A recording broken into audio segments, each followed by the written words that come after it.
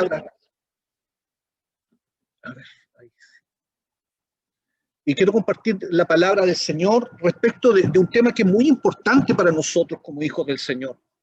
¿Y cuál es este tema muy importante respecto de la santidad de Dios y respecto de nuestra santidad también? Mira, yo creo que vayamos al primer versículo, que es Primera de Pedro, capítulo 1, versículo 16.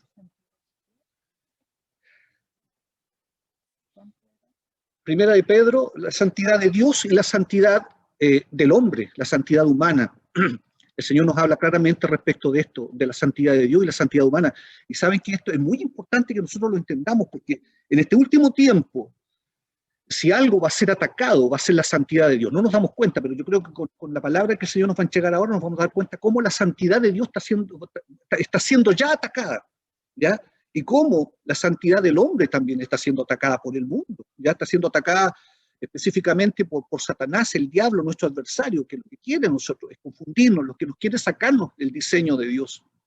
Mira, aquí la Escritura, cuando el apóstol Pedro habla en el capítulo 1 y versículo 16, declara esto: porque escrito está. ¿Qué es lo que está escrito? Sed santos, porque yo soy santo. El Señor nos está diciendo, sean ustedes santos, porque yo soy santo. Mira, lo primero, es increíble cómo el Señor, es sorprendente, cómo el Señor nos trata de llamar la atención y de que entendamos. Mira, la Escritura cuando nos dice, porque escrito está.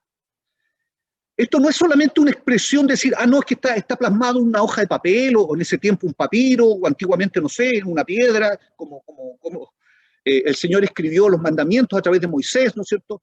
No, está referido a algo más que la escritura en sí en un material, ¿ya? Sino que está diciendo escrito está, es decir, el Señor está diciendo esto es verdadero, esto está escrito, o sea, es irrevocable.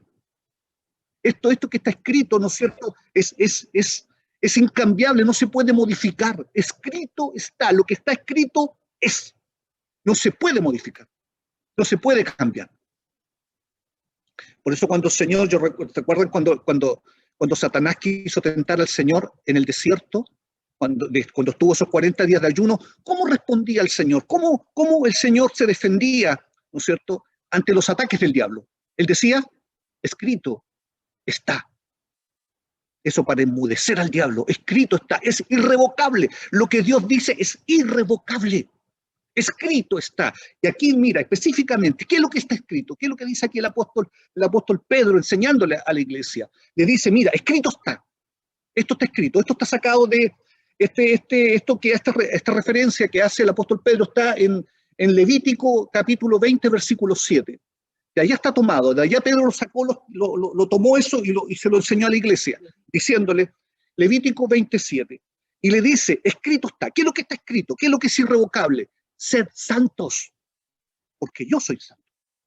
Ahora, cuando uno dice esto, uno inmediatamente, sobre todo uno cuando empieza en el Evangelio, dice, imposible, ¿verdad? ¿Cómo yo voy a ser santo? ¿Cómo voy a ser santo como Dios? Inmediatamente uno no entiende lo que la palabra del Señor está tratando de decirnos. Mira, la Escritura nos dice acá, sed santos, sean ustedes santos, ¿verdad? Porque yo soy santo, dice el Señor. Está hablando de una doble santidad acá, la santidad de Dios, ¿cierto? Y la santidad del hombre. Y eso es lo que yo creo que en esta mañana nosotros podamos ver a través de la Escritura, a qué se está refiriendo a la palabra del Señor cuando nos habla de su santidad y cuando nos habla de nuestra santidad. Yo les decía en un principio, esto como nunca va a ser atacado, como nunca va a ser atacada la santidad de Dios, como nunca por este mundo va a ser atacada la santidad de Dios y la santidad también de la iglesia, la santidad de nosotros como hijos del Señor. Pero aquí donde queremos para poder entender esto, tenemos que entender cosas básicas, ¿ya? Mira, aquí yo estudiando la palabra del Señor, yo encontré aquí 4 características respecto de la santidad de Dios, ¿ya? Y vamos a ir haciendo referencia a ellas para que podamos entender a qué se refiere cuando la Escritura nos habla que tenemos que ser santos como Él, ¿no es cierto? Y tenemos que guardar nuestra santidad delante de su presencia. Recordemos también lo que nos habla el Señor a través de la carta a los Hebreos, que nos dice que sin santidad nadie verá al Señor. qué sentencia, ¿verdad? Sin santidad nadie verá al Señor. O sea, esto no es cosa poca, no es algo pequeño, ¿ya? Mira, y dice aquí la Escritura, bueno, aquí conforme al estudio que estaba haciendo yo respecto de la santidad de Dios, 4 características, vamos a poner características o principios de la santidad humana. Vamos primeramente a ver la santidad de Dios, ¿ya?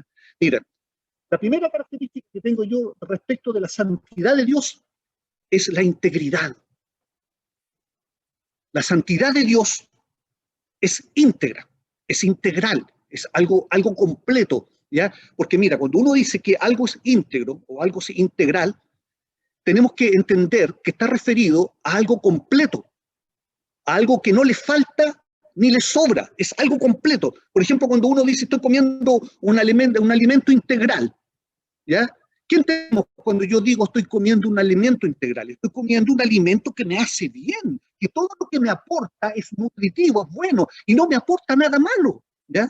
Porque yo no puedo decir, no sabes que estoy comiendo este alimento, me hace bien para una cosa, pero me hace mal para la otra. Entonces ya no es un alimento integral. Como muchas cosas, ¿verdad? Mucho, como pasa con muchos medicamentos. Uno dice, hoy tomé este medicamento, claro, me sanó esto, pero me está enfermando de otro. Eso no es integral. Eso no es algo íntegro. Lo integral es cuando eso, ¿no es cierto?, te sirve absolutamente para bien. Y cuando nosotros vemos la santidad de Dios es la característica de la santidad de Dios, como la tengo acá, ¿no es cierto?, es la integridad, es íntegro Dios. Ahora, esto quiere decir que es completo. No le falta nada ni le sobra nada, ¿ya? Es decir, Dios viene y nos completa enteramente, ¿ya?, a nosotros, y nada nos va a faltar, ¿cierto? La Escritura lo dice claramente. En Él estamos completos, en Él nada nos falta. ¿Por qué? Porque la característica de la santidad de Dios es la integridad. Mira, cuando meditaba en esto, me llama mucho la atención, ¿no es cierto?, que el ser humano, cuando piensa respecto de la deidad, cuando piensa en Dios o piensa, ¿no es cierto?, en una deidad, ¿cómo la ve? ¿Cómo la ve? ¿Cómo la visualiza? Uno lo ve desde las religiones antiguas, ¿ya?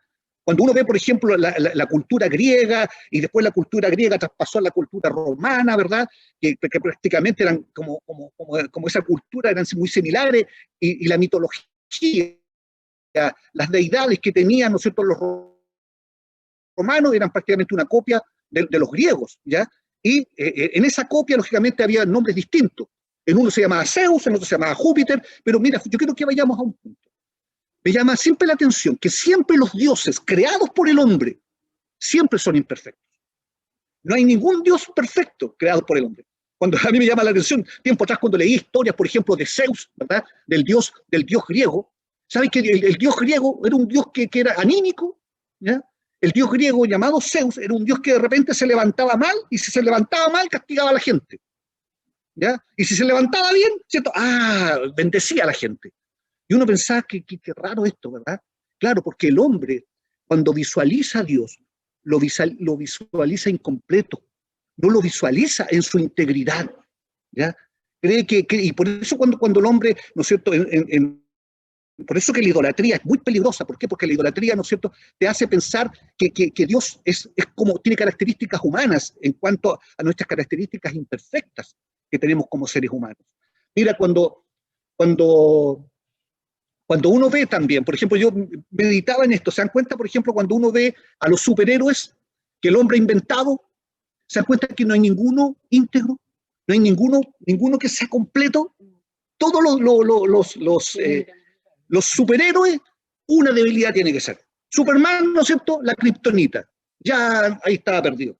Llegaba alguien con kriptonita, se le acababan todos los poderes a Superman, ¿cierto? Superman, yo me acuerdo de una historia, años atrás que leía, oye, se me va a caer el carnet en esto, ¿verdad? Yo leía las revistas esas antiguas de Superman, y una vez Superman movió la luna. A mí me sorprendía, yo leía la revista, me sorprendía, yo me imaginaba así un superhombre moviendo la luna, ¿ya? Pero resulta que una partícula de kriptonita lo derribaba. Entonces, mira, aquí, ¿a dónde voy yo con esto? Que así nosotros pensamos. Ese es nuestro pensamiento natural. Siempre cuando vemos la deidad, la vemos que algo le falta, que no está completa, que no es todopoderosa, ¿no es cierto?, como nosotros quisiéramos que, porque cosa de repente la hace caer, la hace flaquear. Como le decía, los dioses, ¿verdad? Los dioses de las distintas culturas, nunca los dioses son completos. Por eso que dicen, necesitamos un dios para esto, un dios para lo otro, un dios para acá, un dios para allá, ¿cierto? Cuando uno ve las historias ahora de todos estos nuevos héroes que salen, ¿verdad? A mí me llama la atención, la otra vez mi hija me mostraba uno de estos típicas culturas japonesas que vienen ahora, por ejemplo, un superhéroe, son puros jóvenes superhéroes. Uno tiene el poder sobre el fuego, otro el poder sobre el agua, otro sobre el viento. O sea, como que aquí no hay ninguno que sea íntegro, ¿ya? Ninguno que sea íntegro, que sea cabal, completo, sino que uno por aquí, otro por acá, como que hacen un todo. Como pasa, por ejemplo, tomando otro ejemplo de los Cuatro Fantásticos, ¿verdad? Cada uno tiene una característica distinta. Pero lamentablemente esto nosotros lo vamos empezando a llevar al cristianismo. Yo no sé si ustedes han escuchado esto, pero a mí me llamaba la atención, por ejemplo, años atrás, cuando uno era católico, cuando te decían, yo decía, ¿por qué hay tantas vírgenes? ¿Por qué está la Virgen de Pompeya, la Virgen del Virgen del Carmen, de Guadalupe, ¿no es cierto? La Virgen del Rocío, de la Macarena, del Pilar, y vamos poniéndole, porque la gente siempre cree, ¿no es cierto?, en su idolatría, no, pero que yo solo escuchaba a la gente, no, pero que resulta que si tú le oras a la Virgen de la Pompeya, ella te va a conceder esto. Y si tú oras a la Virgen del Pilar, te va a conceder esto. Es la misma Virgen. ¿Por qué? Ahí nos damos cuenta cómo la idolatría, ¿no es cierto?, no solamente está en el ámbito de la cultura popular, ¿cierto?, como lo vemos los superhéroes, no solamente está en el ámbito religioso de las distintas civilizaciones que han levantado culturas, ¿cierto?, con religiones, ¿verdad?, que también vemos una amalgama de dioses, sino que lamentablemente esto, el diablo lo mete dentro de la misma cristiandad, ¿ya? Y nosotros, de repente, como hijos de Dios, como cristianos, sin darnos cuenta, caemos también en esto mismo. No vemos al Señor íntegro, no vemos a nuestro Dios completo, sino que de repente miramos al Señor y decimos, Señor, como que te falta esto, como que te falta lo otro, Señor, y sin darnos cuenta estamos cayendo en un espíritu idolátrico también en nuestro corazón. Mira, yo decía, Señor, en tu santidad, la primera característica que vamos a ver es la integridad del Señor. Él es íntegro, Él es completo, no le falta nada, no le sobra nada. ¿Se acuerdan que cantábamos ahora? No me falta nada, porque te tengo a ti. ¿Por qué? Porque tú eres completo, eres íntegro, y todo lo que tú me das es bueno. Nunca el Señor nos va a dar algo que sea malo, nunca. Independiente que de repente nosotros vivamos situaciones que digo, Señor, pues esta situación me hace sufrir, esta situación no es buena para mí. ¿Por qué tú lo haces, Señor? Porque Dios tiene una razón, que a lo mejor no lo entendemos en estos momentos, pero entendamos algo. En la santidad de Dios, Dios es íntegro. Hay integridad en Él. Nada falta ni nada sobra en Dios. Es decir, todo lo que Él, como les hablaba respecto de un alimento integral, ¿cierto?, nos aporta solamente cosas buenas, nada malo. Porque si un alimento te aporta algo malo, ¿verdad?, ya no es integral. Entonces eso es lo que debemos entender. La santidad de Dios es una santidad integral, ¿ya? Mira, la segunda, yo quiero también hacer alusión a Israel en la antigüedad, en Primera de Reyes, en Primera de Reyes capítulo 20, cuando había un rey en Israel llamado Acab. Y este rey llamado Acab un día se vio enfrentado a sus enemigos, los sirios. ¿Y saben cuál era el pensamiento de los sirios? Ellos decían, mira, nosotros tenemos que tomar Israel y llevarlos a nuestro campo de batalla, ¿cierto? Primeramente dijimos, lo vamos a llevar a los montes. ¿Por qué? Porque Jehová, ¿no es cierto?, es Dios de los valles y no Dios de los montes. ¿Y qué pasó, no es cierto? Los sirios llevaron a la pelea, ¿no es cierto?, a los israelitas a los montes. ¿Y qué pasó con Israel? Venció a sus enemigos en los montes. Y ellos dijeron, entonces estamos equivocados.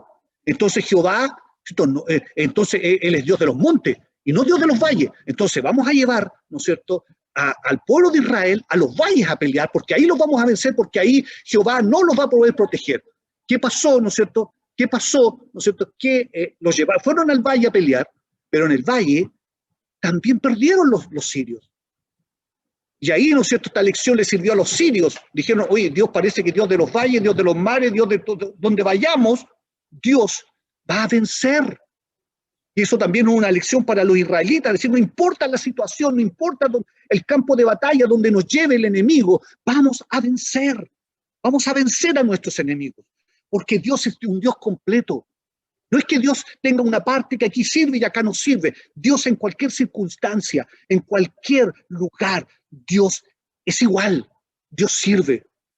Mira, yo creo que vayamos ahora a la segunda característica para que nosotros podamos entender lo que es la santidad de Dios. Primeramente, la santidad de Dios es integral, ¿no es cierto? Hay integridad, es decir, completa. La santidad de Dios no le falta ni le sobra nada, ¿ya?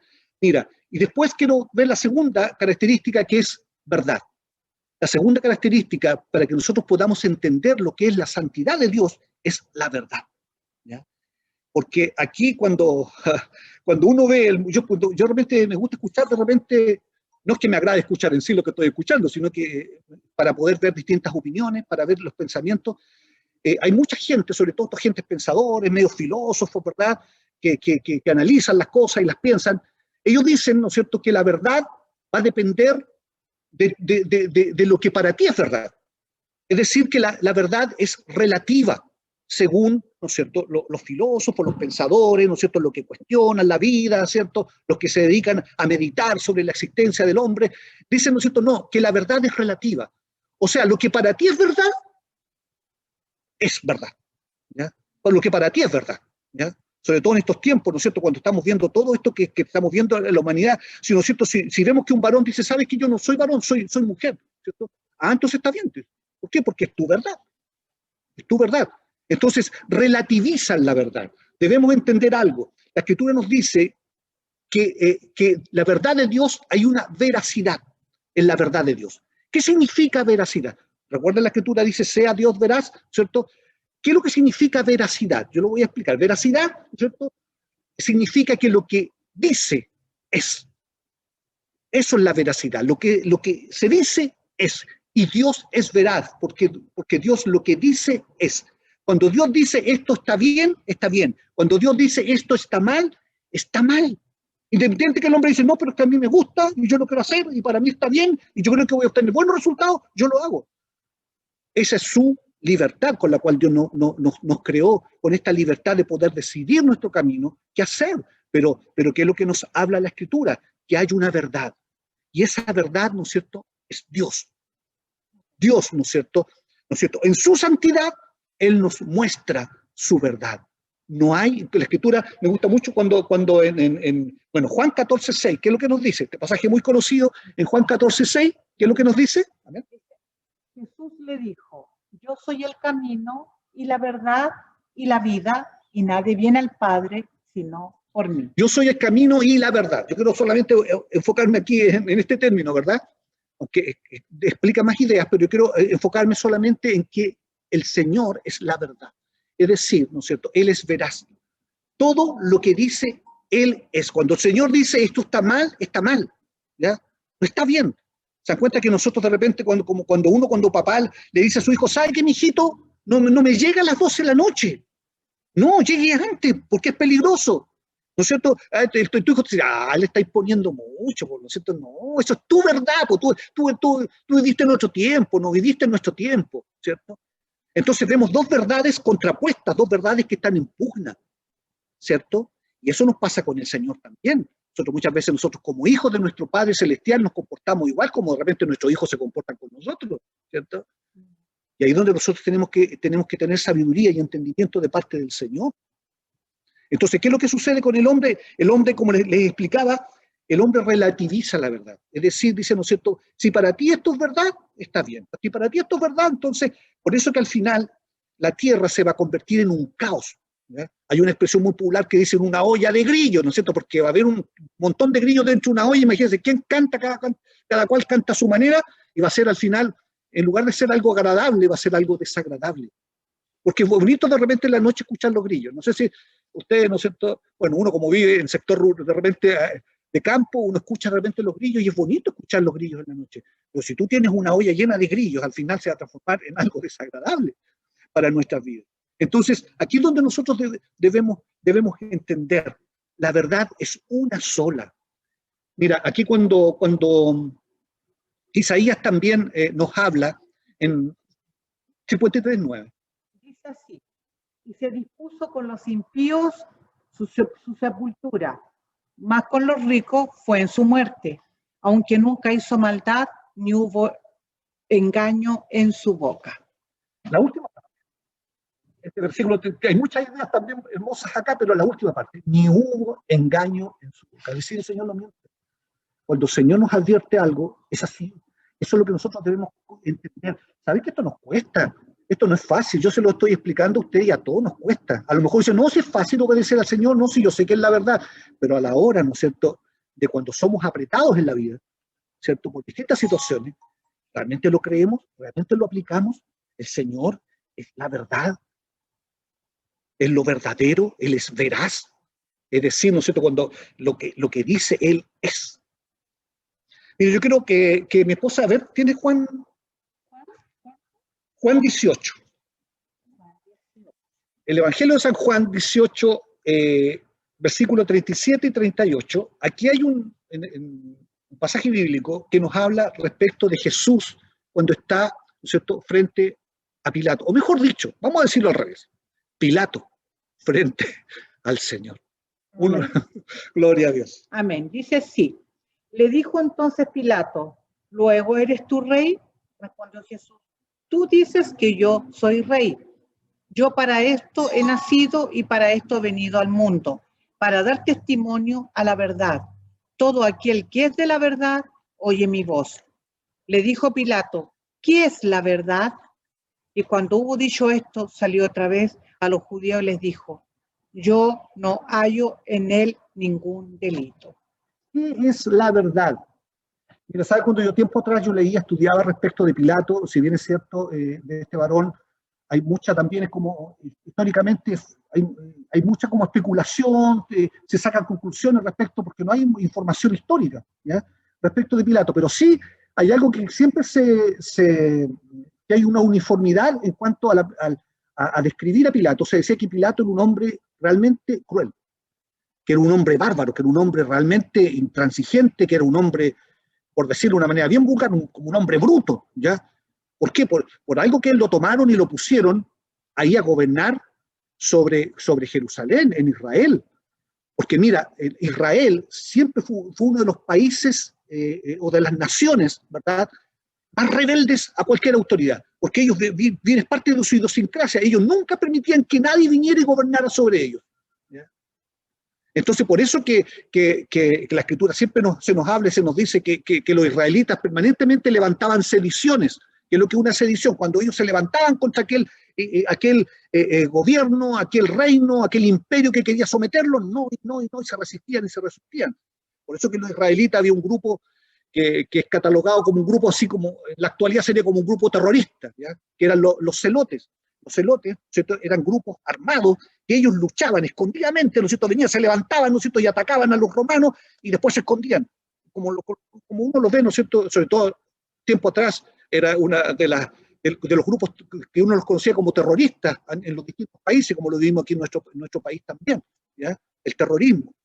¿Por qué? Porque ellos se resistían, ¿no es cierto?, al dominio extranjero sobre sus vidas.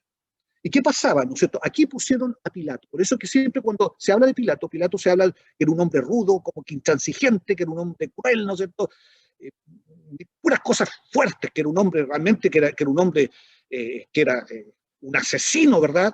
Que no le temblaba la mano tomar un hombre y cortarle la cabeza y hasta ahí no llegaba su vida, no se hacía problema con eso. Pero mira, cuando vemos enfrentado al Señor, yo le decía adelante, no es que Jesús estaba frente a Pilato, Pilato estaba frente a Jesús, porque Él es el Señor, Jesús es el Señor. Y aquí me llama la atención porque este hombre no mostraba esa agresividad, no mostraba esa autoridad, ¿no es cierto? Que uno podría decir, oye, podría haber estado, tú eres un simple acá delincuente, ¿no es cierto? Y yo tengo la autoridad sobre tu vida, aunque se lo dice, ¿verdad? Pero en el fondo de su corazón, Pilato algo sentía, ¿ya? De hecho, después lo vemos en su mujer también cuando le dice, no tengas nada que ver con este hombre justo porque anoche tuve sueño y no podía dormir, ¿no es cierto? A consecuencia de este hombre, no tengas nada que ver con él. Porque aquí, ¿qué es lo que tenemos que entender?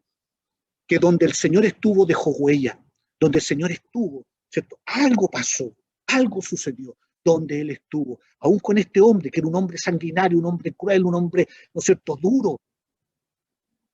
Mira, aquí cuando uno lee este pasaje bíblico, Pilato le dice, ¿no es cierto?, ¿qué es la verdad? ¿Qué es la verdad? A mí siempre me llamó la atención, yo decía, ¿por qué? De tiempo atrás cuando leía la escritura decía, ¿por qué? ¿Por qué le dice, ¿qué es la verdad? ¿Qué es la verdad? Porque aquí nos damos cuenta que Pilato era un hombre que a lo mejor tiene muchas características de un hombre cruel, severo, a lo mejor ignorante, como decía, este es un milico ignorante, no, era un hombre que tiene que haber sido instruido, tiene que haber puesto atención, ¿no es cierto? Porque también en ese tiempo recibía mucha enseñanza de filosofía, de doctrina, ¿no es cierto?, de los griegos, muy influenciado por la cultura griega. Entonces, él dice, ¿qué es la verdad? ¿Ya? Ahora, aquí Pilato estaba tratando de llevar al Señor a que defendiera la verdad en términos filosóficos, ¿ya? De doctrina, de pensamientos elevados. Pero aquí, ¿qué es lo que hace el Señor? No le responde nada. El Señor se queda callado cuando Pilato le dice a Jesús, ¿qué es la verdad? ¿Qué es la verdad? Jesús se queda callado. No es porque el Señor no supiera la respuesta, no porque Pilato con esa pregunta lo desarmara y él no tuviera que responder, sino sencillamente porque el Señor sabía que Pilato estaba entendiendo, que la pregunta no es qué es la verdad, sino que quién es la verdad. Porque no se trataba de una filosofía, no se trataba de una doctrina, no se trataba de un pensamiento filosófico, se trataba de una verdad, y la verdad radica en una persona, y esa persona se llama Jesús. Él es la verdad. Como leíamos, ¿no es cierto?, en Juan 14, yo soy el camino, dice el Señor, yo soy la verdad y soy la vida. ¿Se dan cuenta? Entonces es importante entender que el Señor es la verdad. Es decir, nosotros vamos a ver en estos tiempos, como les decía, se va a relativizar la verdad. Se va a relativizar. Como les explicaba adelante, ¿cuál va a ser el pensamiento humano? Lo que para ti es verdad está bien. Lo que tú creas y es verdad está bien. Ese va a ser el pensamiento que va a imperar sobre la tierra. Pero lamentablemente aquí es donde tenemos que tener cuidado que este pensamiento no entre en el corazón del pueblo cristiano. Que cada uno relativice la verdad. Es decir, lo que para ti es verdad, para ti está bien. Y para mí está otro, para mí está bien. Yo por eso de repente, yo personalmente, con todo respeto lo digo, ¿no es cierto? Yo tengo mucho cuidado de repente cuando mismo muchos pastores dicen, no, que juntémonos todos y aquí, bueno, pongámonos de acuerdo y desechemos lo que nos separa y busquemos lo que nos unifica, porque de repente nosotros en esa relación, de repente nosotros estamos sacando la doctrina pura del Señor. Estamos sacando la verdad del Señor, ¿para qué? Para tener un consenso humano. Aquí es donde tenemos que tener mucho cuidado como pueblo del Señor. Amén. Mira, veíamos primero que para entender la santidad de Dios tenemos que entender su integridad, que Él es íntegro, nada le falta, nada le sobra. Esto es todo el Señor. Debemos entender que Él es la verdad, que no existe aquí, ¿no es cierto?, la relatividad, sino que el Señor es todo. El Señor, ¿no es cierto?, es la verdad absoluta. Lo que Dios dice es, ¿cierto? ¿Cuesta aceptarlo muchas veces? Claro que sí, a todos nos cuesta. Cuando viene la palabra del Señor a nuestra vida y nos corrige, nos cuesta aceptar la verdad. Nos cuesta aceptar, ¿cierto? Por ejemplo, cuando alguien le dice, mira, lo que tú siembras cosechas, nos cuesta aceptar esa realidad, ¿verdad? Que lo que estamos sembrando es lo que vamos a cosechar, pero es la palabra del Señor. Es la palabra, es la verdad de Dios. Mira, yo quiero pasar a un tercer punto, perdón, que es la justicia de Dios. Para entender la santidad de Dios tenemos que entender la integridad de Dios, debemos entender la verdad de Dios, debemos entender la justicia de Dios. ¿Qué es lo que es justicia? Saben que yo hace muchos años, yo buscando entender lo que era la justicia de Dios, hay un término que es básico, que es la definición más simple, ¿ya? La más simple, la que yo creo que también encierra la verdad más grande, también porque es muy simple, de lo que es la justicia, ¿ya? La justicia, ¿no es cierto?, es dar a cada cual según le corresponda. Eso es justicia. Cuando tú dices justicia, es dar a cada cual según le corresponda. Eso es justicia. Y Dios en su santidad es justo. Siempre Dios nos va a dar según lo que a cada cual le corresponda, ¿ya? Eso es lo que nosotros debemos entender, ¿ya? Cuando nosotros vemos, por ejemplo, en Isaías 35:4. Decir a los de corazón apocado, esforzaos, no temáis.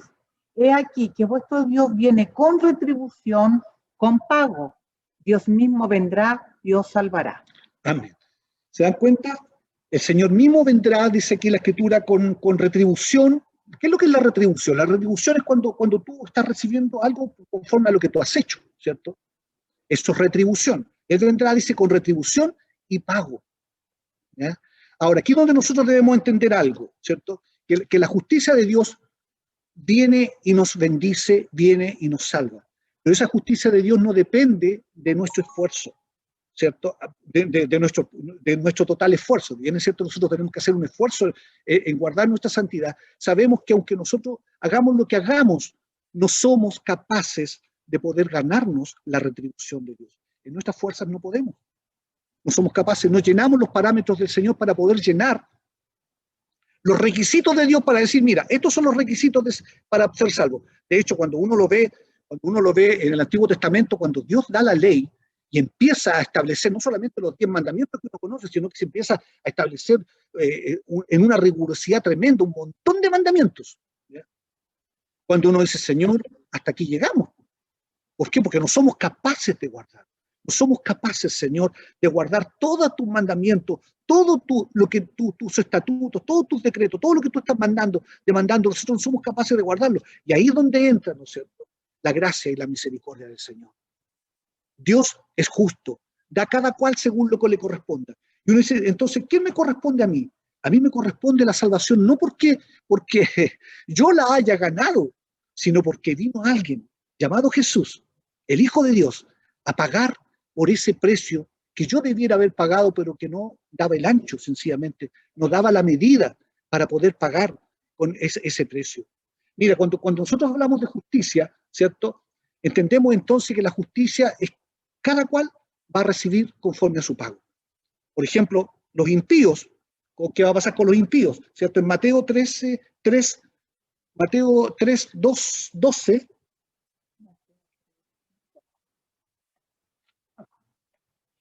3:12. ¿Qué dice acá?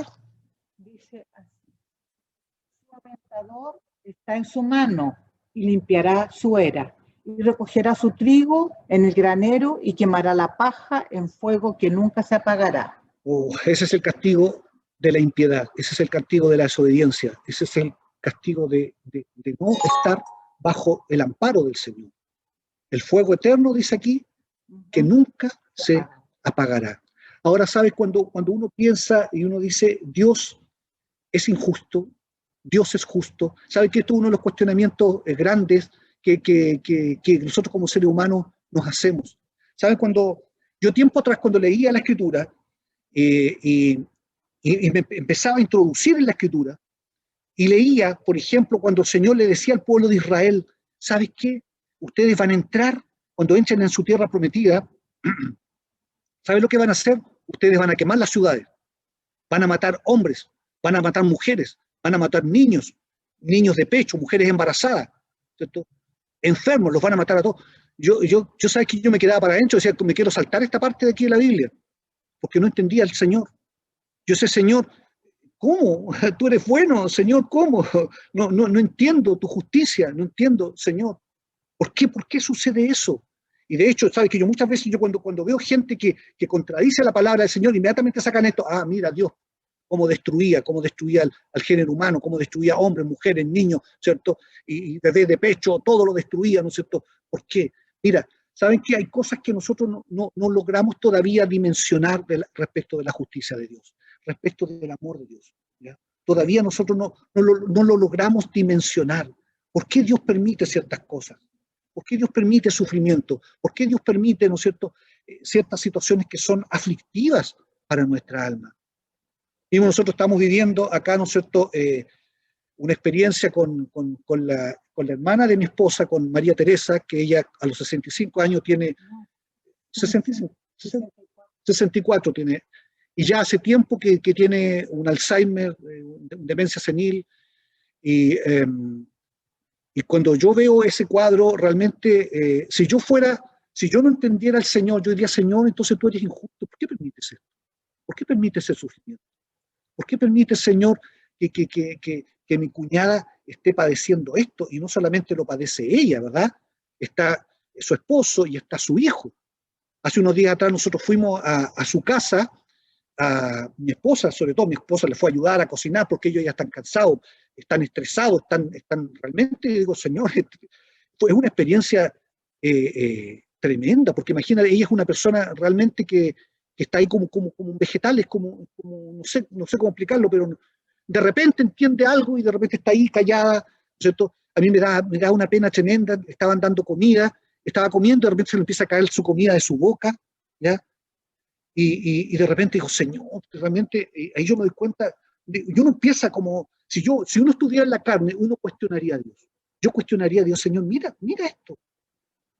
Yo esto se los cuento, ¿verdad? Porque yo yo creo que a lo mejor más de uno de ustedes ha vivido esta experiencia de cerca o más lejano con algún familiar, pero es terrible. Cuando ella quiere ir al baño, yo mismo de repente su hijo tiene que llevarla al baño, tiene que limpiarla. Yo de repente digo, Señor, es su hijo, tiene que ver su intimidad, tiene que limpiarla. Digo, Señor, qué terrible eso, ¿verdad? Qué terrible, qué tremendo esa experiencia. Nosotros lo vemos, yo le decía a mi esposa, yo los veo a mi cuñado y a mi sobrino colapsados con esta situación, ¿ya? Y ahí donde uno va al punto, Señor, ¿por qué tú permites eso? ¿Por qué? Porque es que tú lo permites, no es que Dios lo permita.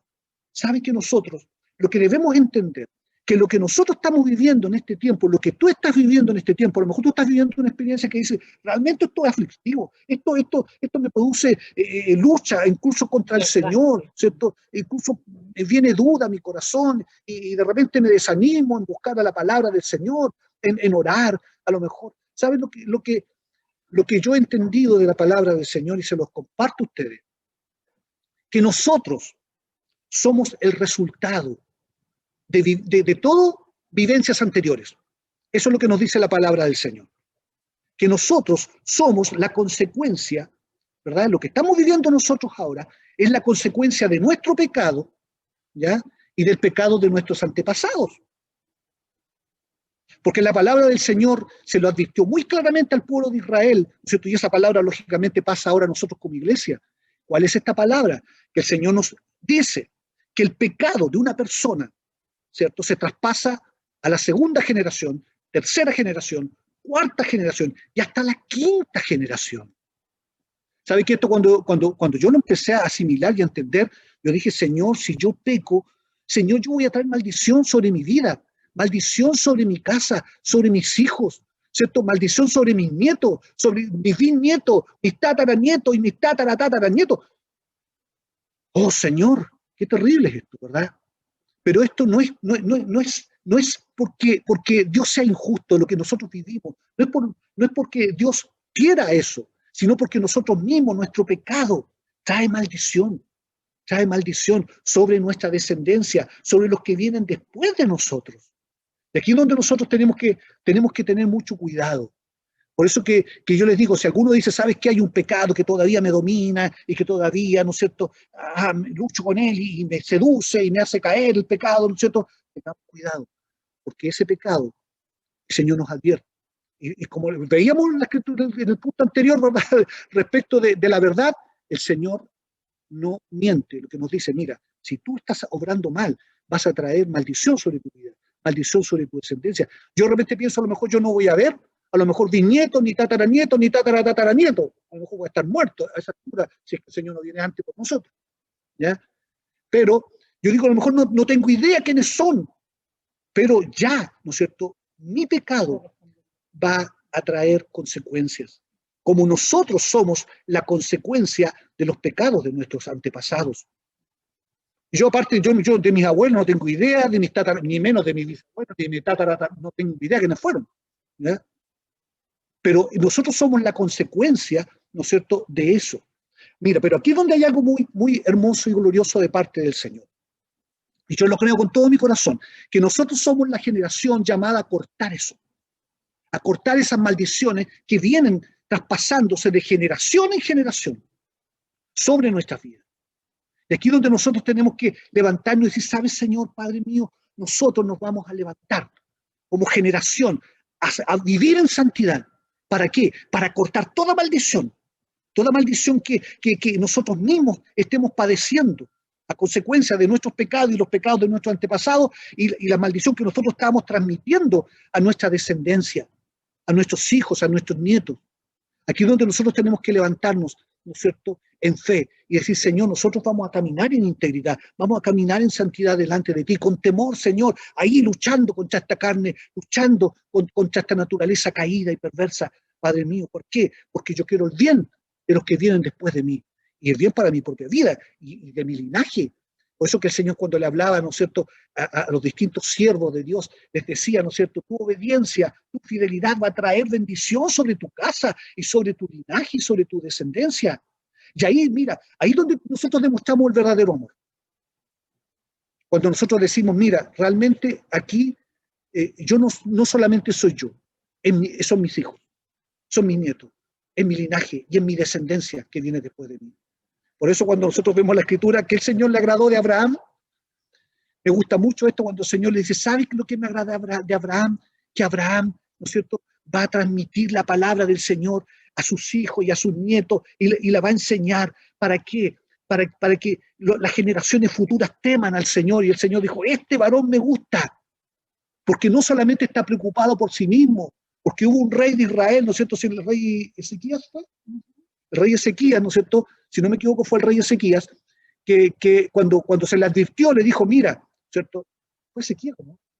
No recuerdo el rey, pero hubo un rey en el último periodo de Israel en donde se le advirtió y le dijeron, mira, ¿no es cierto?, a Israel, ¿qué va a pasar con Israel? ¿Qué va a pasar con los dos reinos, Judá e Israel? Van a ser demolidos por sus enemigos. El reino de Israel iba a ser tomado cautivo y llevado, ¿no es cierto?, a Babilonia.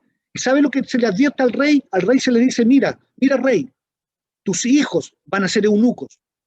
Es decir, a tus hijos los van a castrar como un animalito y no van a poder tener descendencia. Eso fue lo que le dijo el profeta a aquel rey. ¿Y sabe lo que dijo el rey? Bueno, dijo, ya, total, mientras yo esté bien, todo está bien. Pues mientras yo esté bien, no se preocupó de decir, oye, mis hijos van a ser castrados como un animal, no va a haber descendencia. Entonces, aquí donde tenemos nosotros que tener mucho cuidado con esto, mucho cuidado.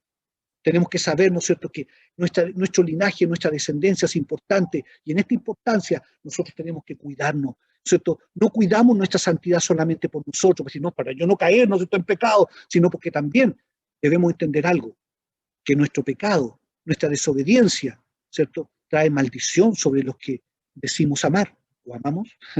Esa pregunta cada uno le responde. Yo amo a Joaquina, yo amo a Bárbara, ¿cierto?, a su esposo Fernando, a Rodolfo, mismo a Joelito. Joel es mi sobrino, pero yo tengo un amor grande, yo tengo un amor grande por mis sobrinos, ¿cierto?, hijos de mis hermanas, ¿cierto? Yo siempre estoy comunicándome con ellos en este último tiempo, gloria a Dios, que hemos podido estar mucho en contacto, hablando con ellos, yo animándolos, alentándolos, ¿no es cierto?, hablándoles de la palabra del Señor, como nunca antes, y gloria a Dios que así sea. Y yo digo, realmente ahí donde está el amor se demuestra. El amor se demuestra. Si yo, ¿no es cierto?, digo, voy a guardar mi vida en santidad por amor a mi descendencia y por amor a mi entorno, entonces ahí estoy demostrando el verdadero amor. Mismo nosotros como pastores, con mi esposa, ¿no es cierto?, y los pastores aquí presentes, nosotros tenemos que entender también que nosotros tenemos una autoridad. ¿Por qué? Porque hay gente que se ha sujetado bajo nuestra autoridad, ¿cierto? Nos reconocen como pastores, nos reconocen como siervos del Señor y vienen y se sujetan a nuestra autoridad, ¿cierto? Y ahí es donde nosotros tenemos que tener cuidado, porque nosotros podemos maldecir o bendecir al pueblo del Señor. Por eso que es importante cuidar nuestra integridad, cuidar nuestro corazón. Por eso que es importante, ¿no es cierto?, luchar contra toda tentación, contra todo pecado que quiera venir a tomar control de nuestra mente, control de nuestro corazón, control de nuestra vida. Porque nosotros como pastores, ¿no es cierto?, tenemos una familia grande, que es nuestra familia en la sangre, ¿cierto?, pero también nuestra familia espiritual, que es en la sangre no natural, sino que es la sangre de Cristo. Y tenemos que cuidar nuestros pasos, tenemos que cuidar nuestros pensamientos, tenemos que cuidar nuestro corazón en el nombre del Señor. Gloria al Señor. Y quiero que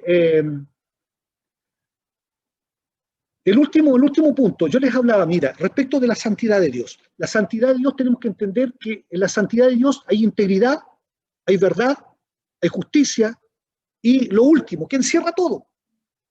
La santidad de Dios es perfección. La santidad de Dios es perfección. ¿Qué significa que la santidad de Dios es perfección? significa, ¿no es cierto? Siempre esto me gusta mucho cuando se le atribuye a Dios tres características. Dice, ¿no es cierto?, que Dios es omnisciente, ¿cierto? Es omnipotente y omnipresente, ¿cierto? Y esto yo creo que encierra muy bien lo que es la perfección de Dios. Dios, ¿no es cierto?, es omnisciente, es decir, Dios todo lo sabe, todo lo sabe. Aquí nosotros no podemos ir a corregir a Dios, no podemos ir, ¿no es cierto?, a enseñarle a Dios. No somos, no damos, ¿no es cierto?, esa medida para ir nosotros a corregir a Dios, pero lamentablemente nosotros los seres humanos hacemos eso. Sobre todo la gente inconversa que no tiene temor de Dios, ¿no es cierto?, cree que puede corregir a Dios, dice, no, Dios está equivocado, no, mira la Biblia, no, son puras patañas, son mentiras, no. Uno piensa que puede corregir a Dios, pero no, Dios es omnisciente, Dios tiene el conocimiento absoluto. ¿Sabes que Dios conoce toda su creación? Él nos hizo, ¿cierto? Somos hechura suya. Él nos hizo conforme, ¿no es cierto?, a su grandeza, a su amor, su misericordia. Él es omnisciente, Él nos conoce. Y de tal manera nos conoce el Señor, que la palabra del Señor nos dice que Él conoce nuestros pensamientos, conoce lo que nosotros sentimos. Aún todavía no viene el pensamiento a nuestra mente, todavía no viene ese sentimiento en nuestro corazón, todavía no sale la palabra de nuestra boca y el Señor ya la conoce, ya lo sabe. Eso dice la palabra del Señor. Él es omnisciente, tiene todo el conocimiento, tiene toda la sabiduría en Él.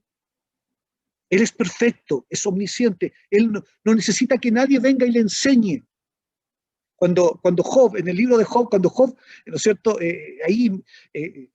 pensaba, ¿no es cierto?, y meditaba, ¿no es cierto?, y concluía, sacaba conclusiones, él llegaba de repente a esta conclusión, ¿qué le voy a enseñar a Dios? ¿Verdad? ¿Por qué? Porque Dios le decía, ¿le enseñaste tú, ¿no es cierto?, a la cabra montés a andar por arriba de los montes? ¿Le enseñaste tú acaso a las avecillas del campo cómo hacer su nido? ¿Cómo tejer su nido? Yo no sé si ustedes han visto, hay pajaritos que tejen unos nidos maravillosos. Yo la otra vez veía, ¿no es cierto?, unos pajaritos que tejen hojas y las tejen, ¿saben qué hacen? ¿No es cierto?, con el piquito hacen hoyitos a las hojas y les pasan como hilitos, ¿no es cierto?, y hacen unas maravillas de obra, y uno dice, una maravilla. Yo creo que un artesano es una cosa como esa. ¿De dónde sacó ese animalito, esa sabiduría? Viene de Dios, porque Dios es sabio, todo lo conoce, todo lo sabe, Él es omnisciente. Mismo, la Escritura nos enseña que es omnipresente también. En la perfección de Dios, en la santidad de Dios, en su perfección, Dios es omnisciente, todo lo sabe, Dios es omnipresente, es decir, Dios está en todo lugar, es el único que puede estar en todo lugar. El Señor está en todo lugar. Es tremendo esto, porque cuando nosotros vemos, ¿no es cierto?, a un Satanás, nuestro enemigo, nuestro adversario, él no puede estar en todo lugar. Por eso que, ¿no es cierto?, la Escritura nos habla de que él envía sus demonios a averiguar, ¿cierto? Tiene un ejército de demonios para saber qué es lo que está pasando, porque él no puede estar en todo lugar, porque la omnipresencia, ¿no es cierto?, es un atributo divino, solamente de Dios, así como el saberlo todo es un atributo divino de Dios en su santidad, así la omnipresencia también es un atributo, la omnipresencia es un atributo divino también. El Señor está en todo lugar, en todo lugar.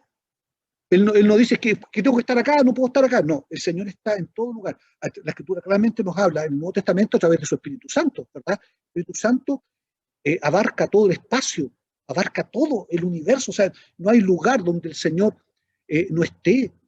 Por eso que muchas veces, ¿no es cierto?, cuando uno ve la Escritura, ¿verdad?, hombres que pecaron, y uno lo ve también en estos tiempos, mucha gente dice que voy a hacer esto escondido, ¿verdad?, porque ahí nadie me va a ver. Dios te va a ver, Dios me va a ver, Dios nos va a ver. No importa el lugar, no importa lo oculto que nosotros hagamos las cosas. El Señor conoce todo, lo conoce todo. El Señor sabe, porque Él está en todo lugar, lo sabe todo y está en todo lugar. Mira, y el último atributo, ¿no es cierto?, del Señor en su perfección es la omnipotencia. Es decir, el Señor todo lo puede, todo lo puede. Cuando yo digo, Señor, tú eres santo, estoy declarando, Señor, tú eres omnisciente, eres omnipresente, eres omnipotente. Todo lo puedes. El Señor todo lo puede. Por eso cuando el Señor hablaba con una de las hermanas de Lázaro, ¿no es cierto? ¿Qué pasó con la hermana de Lázaro? El Señor, ¿no es cierto? Si tú hubieras llegado, ¿no es cierto? Antes, ahí mi hermano se hubiese salvado. ¿Por qué? Porque ella no entendía la omnipotencia de Dios, porque ella también estaba limitando al Señor. Es que en ciertas circunstancias Dios actúa, ¿no es cierto? Y aquí ya Dios se le escapó de las manos. A nada se le escapa de las manos al Señor, porque Él es omnipotente, todo lo puede. El Señor le dijo, mira, si tú crees, vas a ver la gloria de Dios. Necesitas creer para ver la gloria de Dios, porque quien habla contigo es el omnipotente, todo lo puede. Mira, también me recordaba de aquel centurión. ¿Se acuerda cuando el centurión va al Señor, le dice, mira, Señor, tengo un siervo que es como un hijo para mí, ¿cierto? Y está muy gravemente enfermo. Y el Señor le dice, mira, yo voy a ir a tu casa a sanarlo. Y ¿qué le dice el centurión? No, Señor, no entres en mi casa. No entres en mi casa. No soy digno de que tú entres bajo mi techo. Solamente di la palabra y mi siervo sanará. ¿Por qué? Porque él estaba declarando la omnipotencia del Señor. No importa que tú tengas que ir para allá y tenés que poner las manos, ¿cierto? Y tenés que hacer, ¿no es cierto?, una oración y no sé, un ritual para que esto funcione. No sirve eso, no sirve de nada. Lo que se necesita es creer en la omnipotencia de Dios. Eso es la santidad. Eso es la santidad del Señor. Vuelvo a repetir acá, ¿verdad? Cuando hablamos de la santidad de Dios, hablamos de que Él es íntegro, nada le falta, nada le sobra, ¿cierto? Él es completo. Cuando hablamos de la santidad de Dios, estamos hablando de la verdad, que Él es veraz. Todo lo que dice es. Y ahí es donde tenemos que decir, no, Señor, lo que tú dices es.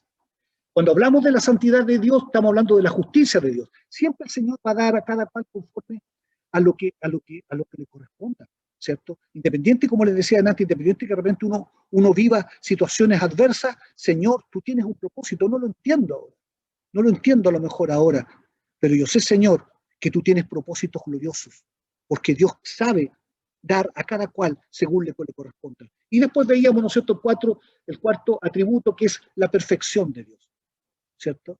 Para poder entender lo que es la santidad. Yo espero traté de explicárselo de la manera más didáctica posible para que lo entendamos. Y ahí en la perfección hablamos de la omnisciencia, que el Señor todo lo sabe, de la omnipresencia, Dios está en todo lugar, ¿cierto? Y de la omnipotencia. El Señor tiene el poder absoluto. Para Él nada le es imposible. Mira, y para terminar, yo quiero en el último punto hablar aquí respecto de la santidad humana. La santidad de Dios es perfecta, pero el Señor nos habla de una santidad nuestra, del género humano.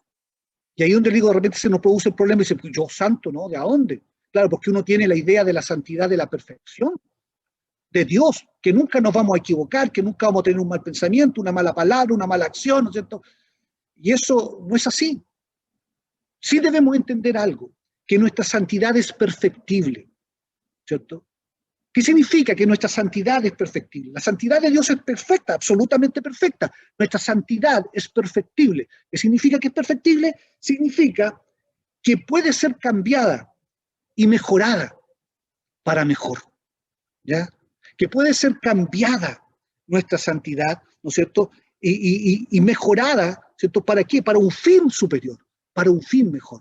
Y esto es lo que nosotros debemos entender como hijos del Señor. Y aquí donde lamentablemente nosotros como pueblo del Señor, como hijos de Dios, no lo hemos entendido, no lo hemos asimilado verdaderamente, qué es lo que es nuestra santidad. ¿Por qué? Porque sencillamente nosotros cuando uno parte en el Evangelio, ¿cierto? Muchas veces Dios hace una obra y empieza, ¿no es cierto?, a trabajar en nuestra mente, en nuestro corazón, pero lamentablemente quedamos ahí, quedamos parados y nos seguimos en este crecimiento, nos seguimos en esta búsqueda de Dios. Hay gente que dice, no, yo tengo 20 años en el Evangelio, 30 años, 40 años en el Evangelio. Pero saben, si tú conversas con ellos, son las mismas personas de hace 30, 40, 50 años atrás. Entonces aquí es donde uno dice, aquí hay algo que no está bien. Aquí hay algo que no está dentro del diseño de Dios, dentro del plan de Dios. ¿Por qué? Porque nuestra santidad es perfectible. Ahora, esto no quiere decir que ya es perfectible, entonces si yo quiero, perfecciono, si quiero, no perfecciono. No es así la cosa. Mira, sí, aquí yo quiero que vayamos a Filipenses 4:6. Dice así, por nada estáis afanosos. No, a ver, me equivoqué. Sí. Filipenses, ¿ya? 4:6. Y la paz de Dios. No, parece que me equivoqué.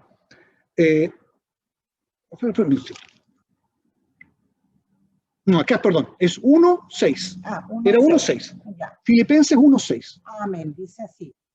Estando persuadido de esto, que el que comenzó en vosotros la buena obra, la perfeccionará hasta el día de Jesucristo. Estando persuadido de esto, es decir, estamos convencidos. Vino la palabra del Señor y me persuadió, sí, me convenció, me sacó mis pensamientos naturales y me puso los pensamientos de Dios, persuadido, y me convenció el Señor. ¿Ya? ¿Y de qué me convenció el Señor? Que el que comenzó en nosotros la buena obra, el Señor comenzó una buena obra. Cuando tú te entregaste al Señor, yo no sé cuánto tiempo llevas tú en los caminos del Señor, pero cuando tú comenzaste esta obra del Señor, el Señor empezó a perfeccionarte, el corazón de Dios, ¿no es cierto? Es perfeccionar tu vida hasta el día de Jesucristo, es decir, hasta que el día que nosotros nos presentemos delante de Él, ¿ya? Vamos a ser siendo perfeccionados. Y esto es lo que a nosotros nos cuesta como hijos del Señor, como cristianos, entender que tenemos que ser perfeccionados en el Señor. ¿Qué significa ser perfeccionados? Significa ser cambiados, significa ir madurando en el Señor, no ser los iguales. Mira, si yo te pregunto, yo no sé cuánto tiempo tienes, si tú me dices yo tengo hace 5 años que me convertí al Señor, ¿has cambiado realmente? ¿Sientes tú que tú has madurado?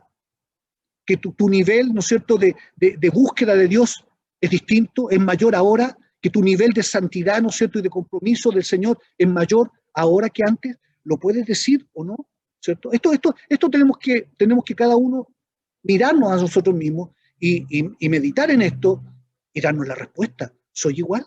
Mira lo que dice la Escritura. Estando persuadido de esto, que el que comenzó, si el Señor comenzó una buena obra, ¿cierto?, la perfeccionará, es decir, tiene que esto ir cambiando, tiene que ir siendo modificado, ¿ya?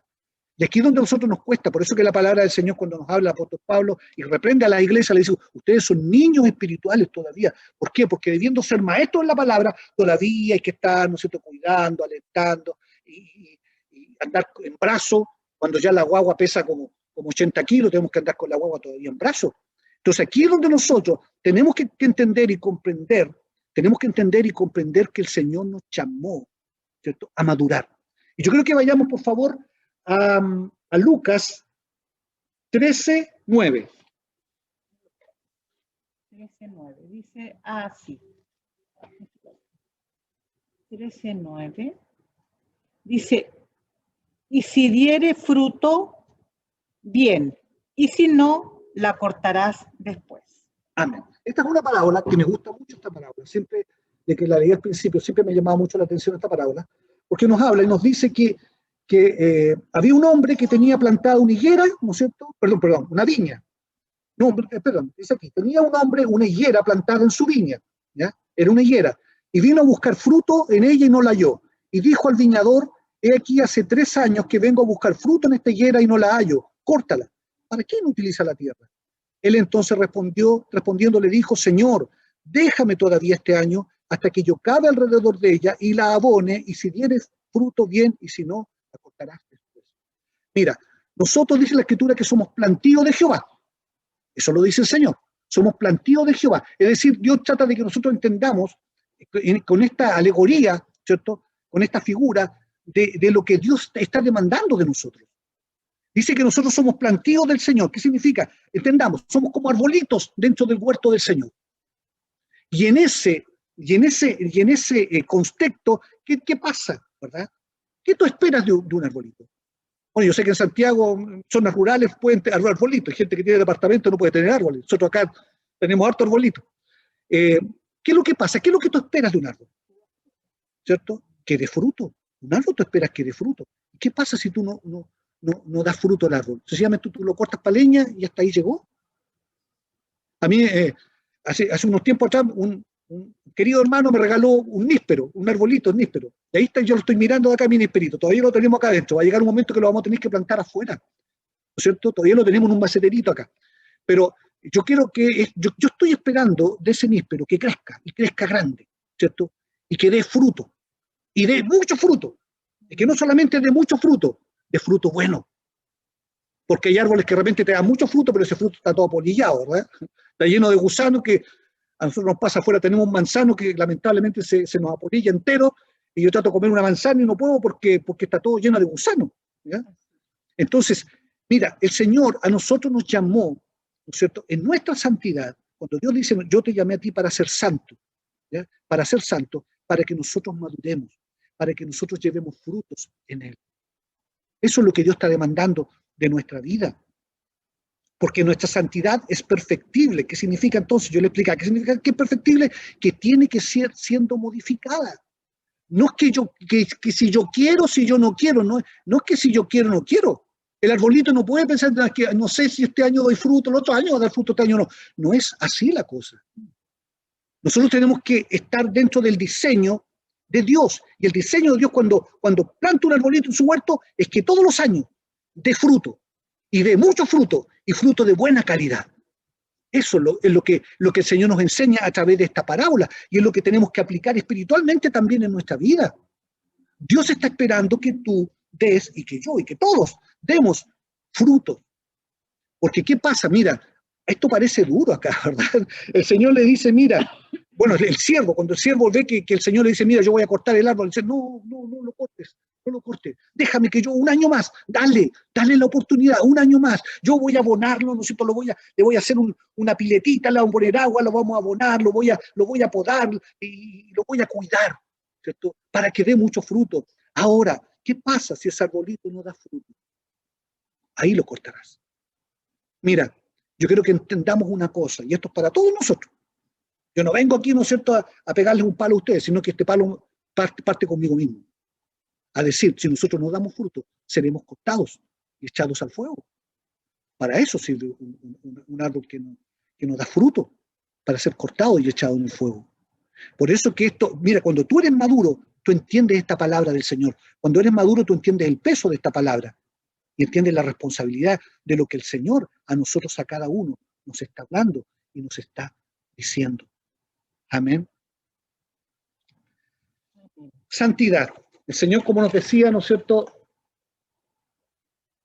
Porque escrito está, sed santos, porque yo soy santo. Yo les hablaba de la santidad de Dios. La santidad de Dios es perfecta, ¿cierto? Nuestra santidad como seres humanos es perfectible. Y en esta perfectibilidad de nuestra santidad, no es algo optativo, no es que si yo quiero, no quiero, si yo quiero mañana. Algunos dicen, no, que saben, lo he escuchado muchas veces, ¿sabes qué, pastor? El próximo año vamos a empezar a buscar al Señor. Esta cosa no se trata de cuando yo quiera. Se trata de cuando nosotros entendemos el corazón de Dios, entendemos el temor de nuestro Padre Celestial, y lo vamos a hacer, ¿no es cierto?, en temor a Dios. Así que el Señor nos bendiga, el Señor nos haga entender. Yo vuelvo a insistir, en estos tiempos la santidad de Dios va a ser muy cuestionada. Va a ser cuestionada por el mundo y va a ser cuestionada aún por la propia iglesia. Y ahí es donde nosotros tenemos que tener mucho cuidado, entender, Dios es perfecto, en Él no hay sombra, no hay oscuridad, no hay mal pensamiento, no hay nada malo. El Señor es perfecto. Cada decisión, cada palabra, cada hecho que nos hace vivir como sus hijos, Dios tiene una perfecta y justa y santa razón, ¿ya?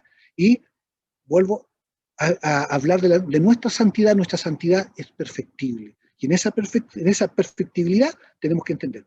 Tenemos que crecer, tenemos que madurar, sí o sí. Esto no es optativo, ¿ya?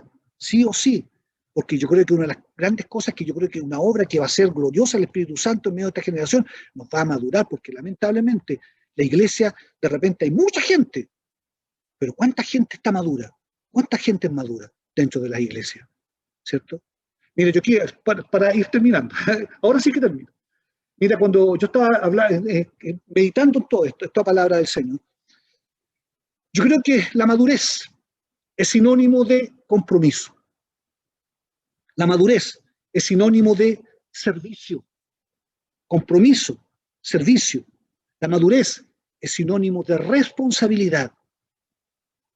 Y el otro punto que puse yo aquí también, la madurez es sinónimo de amor sincero. Porque muchas veces nosotros decimos amar, pero no amamos con sinceridad, no amamos en la corrección del Señor. Amamos de la boca para afuera, pero no amamos desde lo profundo de nuestro corazón. Mira, compromiso, tenemos que comprometernos. Servicio, tenemos que servir. No solamente, ¿no es cierto?, que se comprometan conmigo y que me sirvan a mí, ¿no es cierto?, sino que también responder de la misma manera. Y nosotros, yo se los digo a ustedes, ¿verdad?, en el temor del Señor. Muchas veces nosotros tenemos hermanos que cuando están mal nos llaman, ¿cierto? Cuando están mal. Sobre todo en este tiempo, muchos hermanos nos llamaban, pastor, yo tengo COVID, ¿cierto? Y asustado, pastor, no se oren por mí. Y estaban todos mañana, tarde llamándonos, ¿cierto? Oh, se contagió mi esposa, oh, se contagió mi hijo, pastor, oren por nosotros. Y orábamos nosotros por ellos, y veíamos, y nos llamaban, ¿no es cierto? Y orábamos por ellos. De repente, ¿cómo está, hermano? No, ya se me pasó, ya estoy bien, ya listo, ya, chao. Hace como no sé cuánto tiempo que no nos llaman, ¿cierto? Entonces uno dice, ¿qué es eso? Eso es inmadurez. Eso es inmadurez. Porque nosotros tenemos que buscar al Señor, tenemos que buscarlo en todo tiempo, tenemos que saber, ¿cierto?, que somos parte de un pueblo, que somos parte de una iglesia, que necesitamos apoyarnos unos a otros. Necesitamos hacerlo, necesitamos aprender, apoyarnos unos a otros. No solamente vengan a mí y llámenme, ¿no es cierto?, y preocúpense cuando yo necesito. Una vez que necesito, nos olvidamos. No es así la cosa. Con el Señor no es así. Eso es una inmadurez tremendo. Lo que Dios está buscando es que esta generación sea una generación en madurez. Porque el Señor, dice la Escritura, va a llegar un tiempo en que va a venir a buscar frutos en nosotros. Y hay, ¿cierto? Y hay del que no esté dando fruto.